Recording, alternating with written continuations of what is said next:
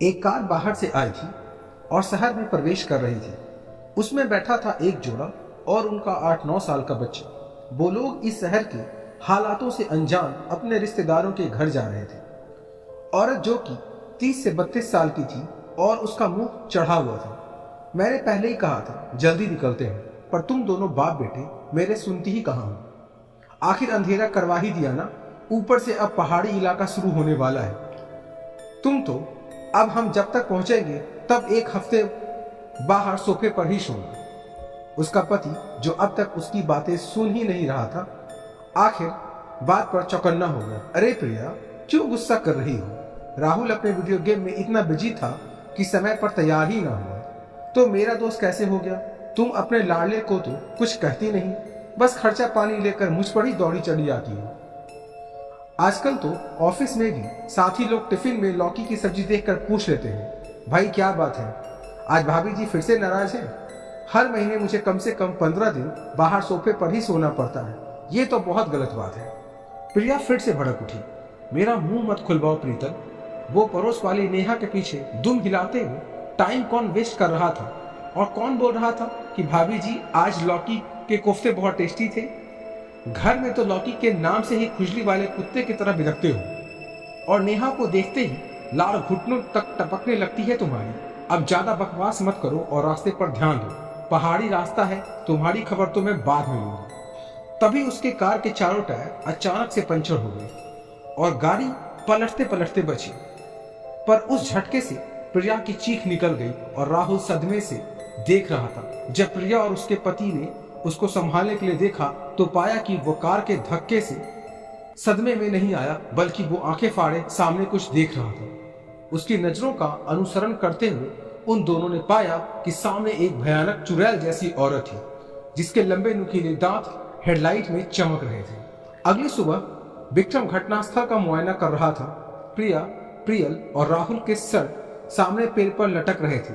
साफ दिख रहा था कि मारने से पहले बुरी तरह तरपाया गया है उन्हें। उनकी आंखें और जुबान निकाल ली गई थी। उनके धड़ वापस कार के सीट पर ही रखे गए थे। उस पर भी अनगिनत घाव थे। साफ साफ ये उसी चुड़ैल का काम लग रहा था। अचानक विक्रम की नजर सड़क पर किसी चीज पर पड़ी और उसकी आंखें सोचने के अंदाज में सिकुड़ गई। उसने तुरंत परीक्षित को फोन किया। परीक्षित वहां का दृश्य देखकर सकते में आ गया। उसके गले से आवाज भी नहीं निकल रही थी। बच्चे की ऐसी गति देखकर उसके भी आंसू आ गए। वह विक्रम के पास गया और भर्राए गले से बोला, मासूम बच्चे को भी नहीं छोड़ा। आखिर इतनी दरिंदगी दिखाकर वह साबित क्या करना चाहती है? विक्रम उसकी बांह पकड़कर उसे दूर ले गया। फिर वह बोला, वो ये साबित करना चाहती है कि ये काम उसका नहीं है। परिचित उसकी ओर आंखें फाड़े देख रहा था। विक्रम वापस बोला, तुम बच्चे की लाश देखकर भावुक हो गए थे, इसलिए तुमने सड़क पर गौर नहीं किया। अगर तुम गौर से देखते तो पाते कि सड़क पर किसी नुकीली चीज के रगड़ने के निशान हैं। ये निशान टायर फाड़ने वाली नुकीले ट्रैक के लगते हैं, यानी कि उनकी गाड़ी को जानबूझकर पंक्चर किया गया है। उन निशानों के बाद से ही टायर खिसकने के निशान बने हैं। तो मेरे दोस्त, गाड़ी पंक्चर करके लाशें बिछाने का काम महुआ का तो नहीं हो सकता। विक्रम के शब्द सुनकर परीक्षित चौंक गया। वो विक्रम को आंखें फाड़े देखता रहा। विक्रम फिर बोला, चौंको मत, प्रेथा ने मुझे सब बता दिया है और जहां तक मैं तुम्हें जानता हूं, तुम्हारी नजरों से भी असलियत छुप जाए ऐसा तो हो नहीं सकता। खैर, अब मुद्दे पर आते हैं। अब तक महुआ ने जितनों को भी मारा है वो सब के सब क्रिमिनल माइंड थे। यूं ही किसी बेकसूर फैमिली को मारना होता तो तुम, मैं या प्रथा उसके लिए मच्छर से बढ़कर क्या थे? फिर भी अभी मीडिया वाले सवाल करेंगे तो उनके आगे इसे भी चुड़ैल का ही काम बताना पड़ेगा, क्योंकि हमारी बात का कोई सबूत नहीं है। विक्रम ऐसा कहकर मीडिया वालों को रोकने लगा, जो किसी बाढ़ के लहर की तरफ उनकी तरफ आ रहे थे। परीक्षित जब लौट रहा था तो उसके दिमाग में विचार घुमड़ घुमड़ कर आ रहे थे। अब उसे लगने लगा था कि सही समय है महुआ से आमने सामने की बात करने की, परंतु इससे वो उससे दूर हो गई तो अचानक उसे ध्यान आया कि वह क्या सोच रहा है, यानी कि वो अभी भी महुआ को दिल से नहीं निकाल पा रहा था। उससे ये एहसास हुआ कि वो उससे प्यार करता है, भले ही वो कुछ भी हो। शायद उसे उससे बात करनी चाहिए। अगर समझे तो ठीक, वरना वो खुद उसे लेकर पहाड़ी से कूद जाएगा। अचानक फिर से वही हुआ जिससे उसे झुंझलाहट होती थी। उसकी गाड़ी का टायर पंक्चर हो गया था। परीक्षित ने स्टीयरिंग पर हाथ मारा। वो खुद से बड़बड़ाने लगा, जहां देखो वहीं टायर पंक्चर होने लगते हैं। क्या चक्कर है, सब जगह क्या कीड़े लगी हुई हैं शहर में? सोचता हुआ वह बाहर निकला और अचानक उसे कई लोगों ने घेर लिया। सबके सब हथियारबंद नकाबपोश थे। उसके इरादे कहीं से भी सही नहीं लग रहे थे। परीक्षित का बचना अब असंभव था, या शायद नहीं। वहां पर अचानक कई और लोग भी आ गए, जिन्होंने उन नकाबपोशों पर बंदूकें तान दी। वो परीक्षित के साथी ही थे। उनमें से एक सब इंस्पेक्टर आगे आया और उसने परीक्षित को सैल्यूट मारा। सर, अब इनका क्या करना है? परीक्षित मुस्कुराया और बोला, करना क्या है? इनसे इनके बाप का नाम पता करो और जेल में नहीं, अभी और इसी वक्त। अगर ना बताए तो शूट कर दो। बस एक बार ही पूछना, दोबारा नौबत ना आए। ऐसी भी क्या जल्दी है एसपी साहब, जरा मिल बैठकर बातचीत तो कर लें। आवाज की दिशा में घूमते ही परीक्षित ने वहां धनराज को पाया। उसके साथ वहां पे कम से कम 100 जन थे, वो भी अत्याधुनिक हथियार लिए। उन्होंने घेरा डाल लिया था। परीक्षित के होश ही उड़ गए थे। उसे ये सपने में भी गुमान न। धनराज तो पूरी प्लानिंग करके बैठा था और उसके आदमियों के पास जो हथियार थे, उसके आगे पुलिस की सर्विस रिवॉल्वर कोई काम की ना थी। वो तो एक को मारते तब तक उनका पूरी सफाया हो जाता। धनराज ने अपने एक आदमी को इशारा किया और उसने गन अनलॉक किया और तभी कहीं से गोली चली और उस आदमी के भेजे में घुस गई।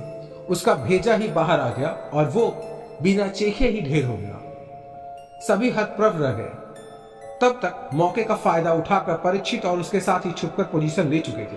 परीक्षित जहां छुपा हुआ था, वहां से किसी ने उसे खींच लिया था। परीक्षित ने पाया कि वह विक्रम था। विक्रम भी अपने साथियों के साथ वहां आ पहुंचा था और उसने परीक्षित को मौका दे दिया था बचने का।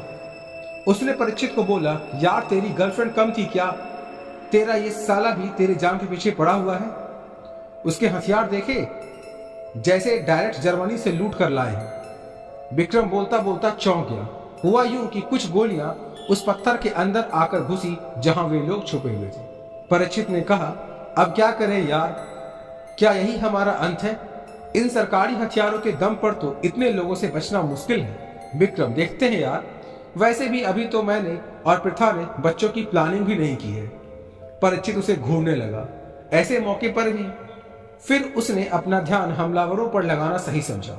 दोनों तरफ से फायरिंग होने लगी। जहां पुलिस वालों के अचूक निशाने एक एक कर दुश्मनों को कम कर रहे थे, वहीं धनराज के आदमियों को तो निशाना लगाने की दरकार ही नहीं पड़ रही थी। उनके स्वचालित और आधुनिक हथियारों ने जल्द ही बाकी पुलिस वालों को शहीद कर दिया था। धनराज के आदमी अपना घेरा छोटा करने लगे। विक्रम और परीक्षित चूहे की तरफ फंस चुके थे। अब बस एक बारूदी धमाका और उनकी कहानी खत्म। परंतु आज पता नहीं किस्मत कौन सा खेल खेल रही थी। एक हवा का झोंका आया और उसने एक नकाबपोश को उड़ा लिया। वो उड़कर जहां गिरा वहां एक नुकीली डाली थी। वो उसके आर पार हो गई। उससे बचने का या अगली सांस लेने का तो सवाल ही न रहा। अचानक वहां एकदम शांति छा गई। सबके सब आंखें फाड़े उस लाश को देखने लगे। एक भी गोली की आवाज वहां न गूंजी। धनराज के हाथ से उसका सिगार छूट गया। अचानक वहां फिर से एक और झोंका आया और धनराज के थोड़ा पीछे खड़े आदमी में से एक आदमी को ले उड़ा। फिर कुछ पल बाद उसके टुकड़े एक पेड़ के ऊपर से बरस रहे थे। सब लोगों के तो होश ही उड़ गए।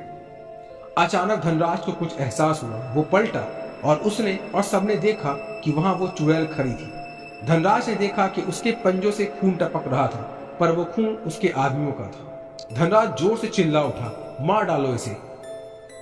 गोलियां की बंद हो चुकी आवाज वापस गूंज उठी और वो छलावा वहां कहां थी। वो तो अपने हाथ पैरों पर किसी जानवर की तरह कभी पेड़ों पे तो कभी जमीन पे तो कभी किसी की छाती पे दौड़ रही थी। धनराज के आदमी एक एक कर कम हो रहे थे।